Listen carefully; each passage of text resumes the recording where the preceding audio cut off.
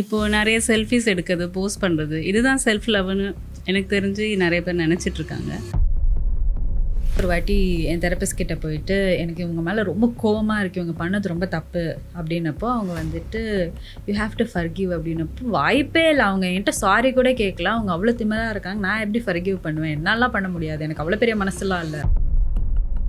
இப்போது present generation பார்த்திங்கன்னா நிறைய, அதுவும் குட்டி குழந்தைங்களே, நான் ஒரு குழந்தை அன்றைக்கி தூங்கும்போது பார்க்குறேன், தூக்கத்தில் எப்படி சும்மா ஸ்வைப் பண்ணுது ஃபிங்கர் வச்சுட்டு. செல்ஃபோன் அடிக்கடி கையில் கொடுக்குறாங்க. ஸோ அது அந்த ரீல்ஸ் பார்க்குற மாதிரியே நினச்சிட்டு தூங்குது. சின்ன வயசுலலாம் சாப்பிடும் போது வந்து நிலா பாரு, பறவை பாரு, அவன் பாரு அப்படின்ட்டு அம்மா பாட்டு பாடியோ அப்படி தான் ஊட்டினாங்க. இப்போ அப்படியெல்லாம் இல்லை. வெரி ரேர்லி ஐ சி பீப்புள் டேப் பாரு.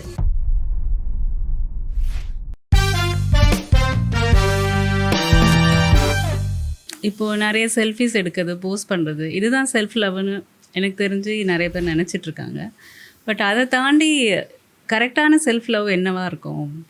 Self love is all about how you take care of yourself. இப்போ ஃபார் எக்ஸாம்பிள் எனக்கு வந்து ஒர்க் அவுட் பண்ணால் என் உடம்பு நல்லா இருக்கும், ஓகேங்களா? ஆனால் எனக்கு இந்த சோஃபாவில் ஜாலியாக உட்காந்துட்டு இருக்கிறதும் நல்லா இருக்கு, கம்ஃபர்ட் ஜோன். ஆமாம்.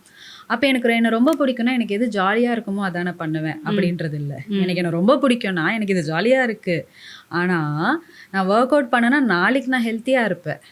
So self love long term கோல்னு சொல்லலாமா? ஆமாம், which is actually good for you, not which is what is nice for you.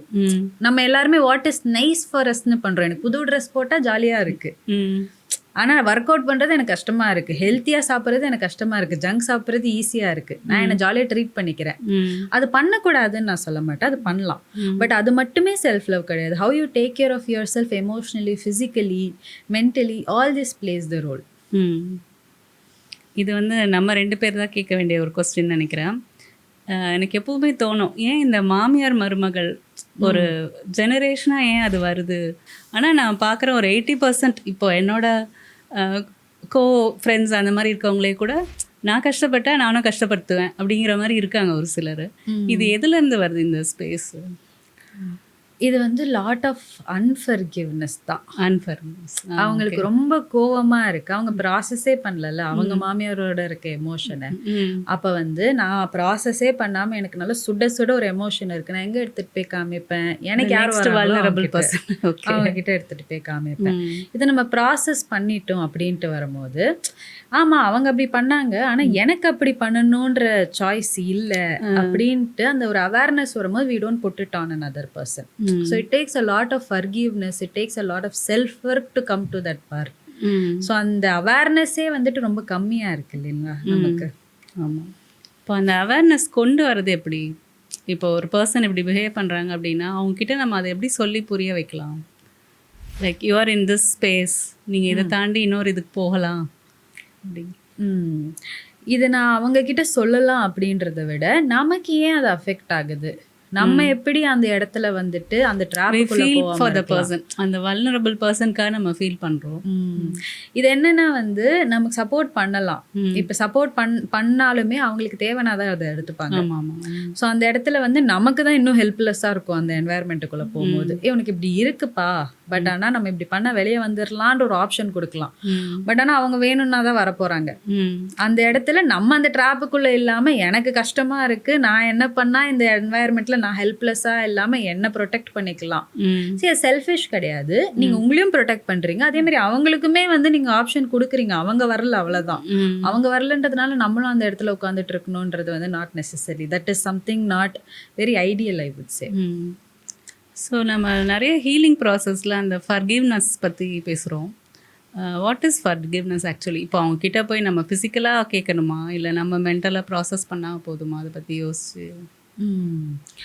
Forgiveness வந்துட்டு நான் என்னோட தெரபிஸ்ட் சொன்ன ஒரு விஷயம் நான் சொல்கிறேன்.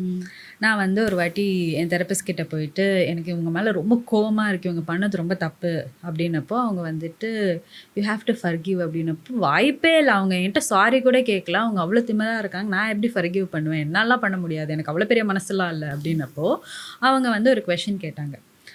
நீ வந்துட்டு ஒரு 2 பேர் இருக்காங்க. ஒரு பிரிசனர் இருக்காங்க, ஒரு ஜெயிலர் இருக்காங்க. ஒரு தப்பு பண்ணவன் பிரிசனர், ஜெயிலர் பார்த்துக்கிட்டு இருக்கவன் தப்பு பண்ணவன். யார் நைட்டு நல்லா தூங்குவா அப்படின்ட்டு. பிரிசனர் தான் நல்லா தூங்குவான் அப்படின்ட்டு. அப்போ தப்பு பண்ணாவும் நல்லா தூங்குறான், ஜெயிலர் தான் பார்த்துக்கிட்டே இருக்கான். அதே மாதிரி ஃபர்கிவ்னஸ்ல அவங்களுக்கு ஜெயிலராக இருக்கும், நம்ம தான் வந்து முழிச்சுக்கிட்டு நம்மளோட பாடியை கெடுத்துக்கிட்டு இருக்கோம். ஃபர்கிவ்னஸ் அவங்களுக்கு கிடையாது, உனக்குன்ற அவேர்னஸே எனக்கு அப்போ தான் வந்துச்சு. ஸோ ஃபர்கிவ்னஸ் நீங்கள் அவங்கக்கிட்ட கொடுக்கணும், இல்லை அவங்கக்கிட்ட போய் பேசணும்னு இல்லை. மென்டலி நீங்கள் அவங்கள பார்க்கும் போது, இப்போ நம்ம ஒருத்தங்களை பார்க்குறோம், ஒருத்தங்க தப்பு பண்ணிட்டாங்க, நமக்கு ரொம்ப கஷ்டமாக இருக்குன்னு, நமக்கு ரொம்ப கோபமாக இருக்குன்னும் போது அந்த இடத்துல நம்ம ஃபர்கிவ் பண்ணோன்னா அவங்கள 0 ஸ்பேஸ்லேருந்து பார்ப்போம். அவங்கள வந்து அதே கண்ணோட்டத்துலேருந்து இல்லாமல் ஆமாம் பண்ணிட்டாங்க, அது எனக்கு ரொம்ப கோபமாக இருந்துச்சு, ஆனால் it is in the past. இப்போது I am going to see them from the present moment, how they are with me right now அப்படின்ட்டு ப்ரெசென்ட்லேருந்து நான் அவங்களை எப்படி பார்க்குறேன் அப்படின்றது வந்து it is how we can start processing it. இப்போது அஸ் அ சைக்கலாஜிக்கல் கவுன்சிலராக உங்கள் லைஃப்பில் இந்த ஸ்டடினாலையும் இந்த ப்ராக்டிஸ்னாலையும் நீங்கள் பார்க்குற சேஞ்சஸ் என்ன? இப்படி இல்லாட்டி நீங்கள் வேற ஒரு ஃபீல்டில் இருந்திருந்தா எப்படி இருந்திருப்பீங்க? அது ஏதாவது உங்களுக்கு டிஃப்ரென்ஸ் தெரியுதா? I am very glad I took this study. ஏன்னா வந்துட்டு இது வந்து எல்லா இடத்துலையுமே நான் சொல்லுவேன், என்னோட பர்சனல் லைஃப்லேயும் சரி, என்னோட ப்ரொஃபஷ்னல் லைஃப்லேயுமே சரி, என்னால் ரொம்ப ஹெல்த்தியாக ஒரு எமோஷனை வந்துட்டு அண்டர்ஸ்டாண்ட் பண்ணிக்க முடியுது. எனக்கு இதனால தான் கோவம் வருது, எனக்கு இதனால தான் வந்துட்டு ஷேம்ஃபுல்லாக இருக்குது, இந்த ஷேம்ஃபுல்னஸ் தான் எனக்கு வந்து கோவத்தை வர வைக்குது, இல்லை ஃபியரை வர வைக்குது அப்படின்ட்டு என்னால் ரொம்ப அண்டர்ஸ்டாண்ட் பண்ணிக்க முடியுது. என்னால் ரொம்ப அண்டர்ஸ்டாண்ட் பண்ண முடிஞ்சதுனால தான் என்னால் என்னோட கிளைண்ட் அண்டர்ஸ்டாண்ட் பண்ண முடியுது. எனக்கே என்னை பற்றி ஒரு புரிதல் இல்லைன்னு வரும்போது அந்த கிளைண்ட் என்ன சொன்னாலும் நான் வந்து புக்கிஷ் ஆன்சர் தான் சொல்ல போகிறேன். புக்கிஷ் ஆன்சர் இஸ் வெரி ஜென்ரலிஸ்டிக், அது அந்த கிளைண்ட்டுக்கு ஒர்க் அவுட் ஆகணும்னு அவசியமே இல்லை. So the more I understand my self, the more I can understand people around me, and the more I understand people around me, the more I connect more with people in that space. Relationship wise, that is something I would say everybody has to do this. In psychologist இல்லை, எல்லாருக்குமே psychology has to be one of their core subject to learn. Maths physics படிக்கிற மாதிரி சைக்காலஜியும் படிக்கணும். நீங்கள் எப்படி ஒரு ஃபினான்ஸை handle பண்ணலாம், எப்படி நீங்கள் ஒரு ரிலேஷன்ஷிப்பை ஹேண்டில் பண்ணணும், எப்படி உங்களோட ஃபீலிங்ஸை ஹேண்டில் பண்ணணும், இது எல்லாமே ரொம்ப இம்பார்ட்டண்ட். அது இருக்கிறதுனால தான் ஐ வுட் சே இப்போ நிறைய விஷயம் என்னோட ஹஸ்பண்டுமே என்னை பார்த்து கற்றுக்குறாங்க, நானுமே நிறைய ஓப்பனாக இருக்கேன், நானுமே எனக்கு எல்லாம் தெரியும், நீ தான் என்னை பார்த்து பண்ணணும்ன்ட்டு இல்லாமல் எனக்கு இதுதான் தோணுது, உனக்கு அது எப்படி தோணுது, நம்ம 2 பேரும் சேர்ந்து அது எப்படி ஒன்றா சேர்ந்து ஒர்க் அவுட் பண்ணலாம் அப்படின்ற மாதிரி ஒரு ஓப்பன் ஸ்பேஸுமே இது கொடுக்குது எனக்கு. இப்போது ப்ரெசன்ட் ஜென்ரேஷன் பார்த்திங்கன்னா நிறைய, அதுவும் குட்டி குழந்தைங்களே, நான் ஒரு குழந்தை அன்றைக்கி தூங்கும்போது பார்க்குறேன், தூக்கத்தில் எப்படி சும்மா ஸ்வைப் பண்ணுது ஃபிங்கர் வச்சுட்டு, செல்ஃபோன் அடிக்கடி கையில் கொடுக்குறாங்க. ஸோ அது அந்த ரீல்ஸ் பார்க்குற மாதிரியே நினச்சிட்டு தூங்குது.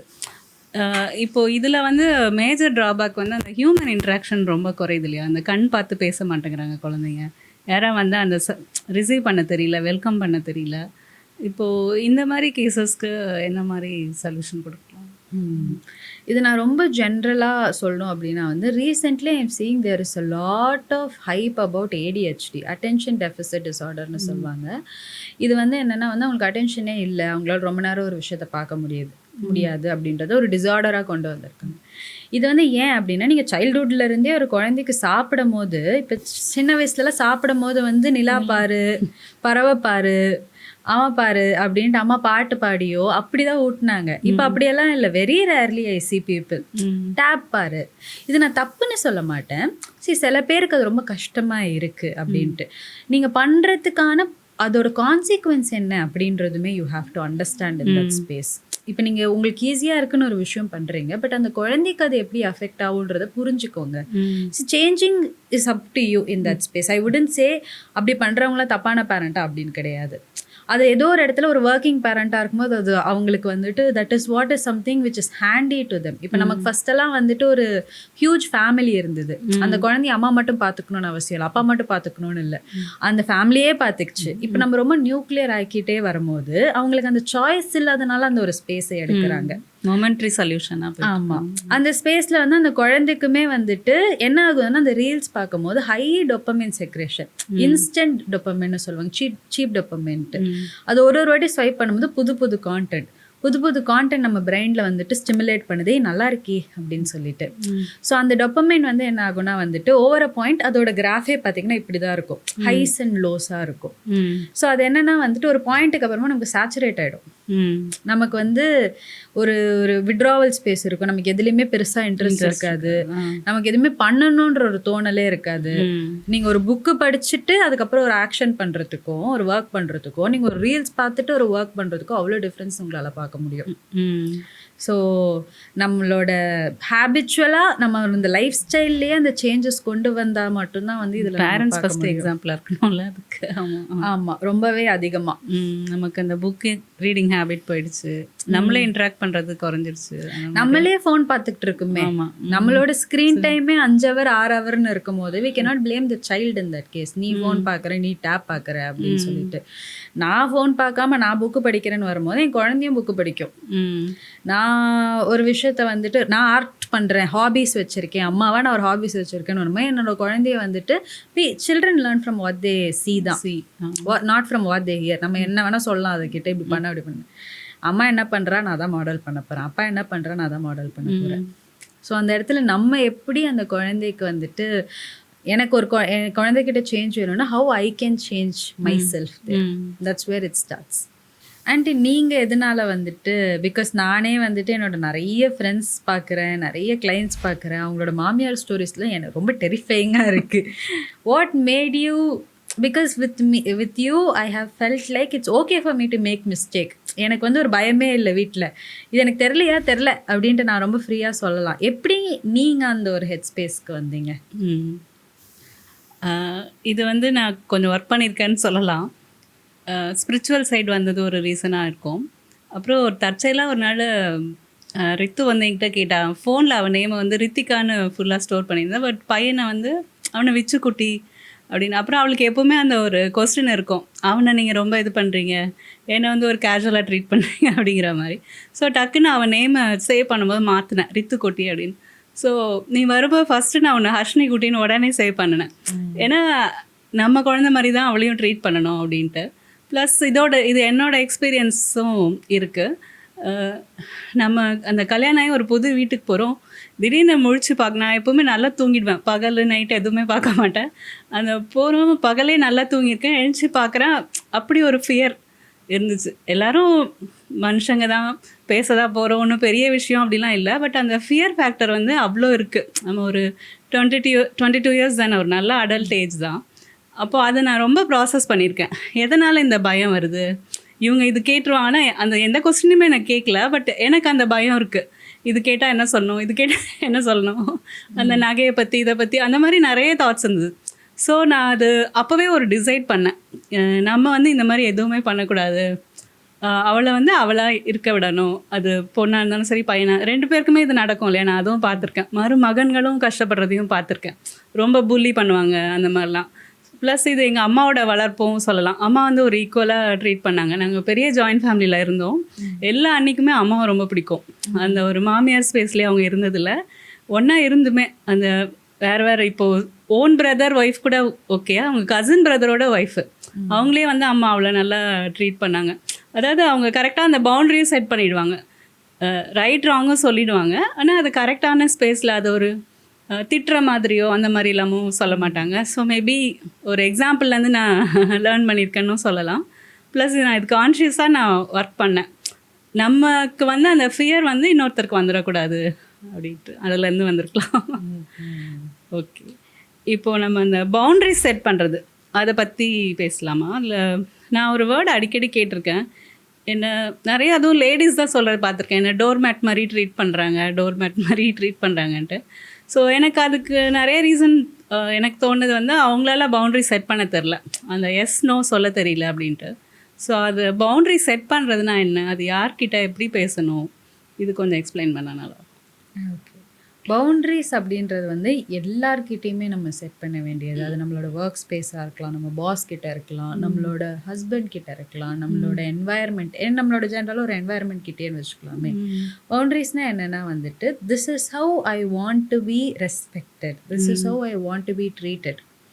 என்கிட்ட இந்த மாதிரி தான் நீங்கள் பேசணும், இந்த மாதிரி பேசக்கூடாது அப்படின்ட்டு நம்ம வந்து ஒரு எப்படி சொல்லலாம்னா ஒரு கோடு வரைகிற மாதிரி.